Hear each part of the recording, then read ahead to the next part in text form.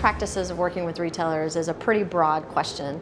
I would say really ultimately understanding what their key metrics and KPIs are, you have to start there. I think the other thing you've got to do is when you bring them a plan or a recommendation, really bring it through the lens of how are you going to solve that problem, and make sure that it's uniquely rooted back to what you do through your company, your agency, or whatever product that you're providing them.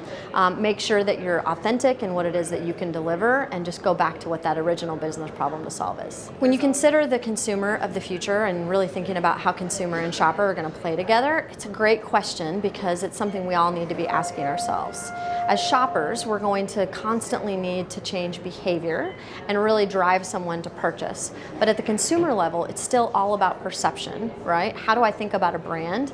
Buick does a great example of this with their brand advertising, right? They want to create this sexy experience, but what's going to actually motivate someone to purchase and to shop, we still have to stay deeply rooted in what's going to allow that to happen.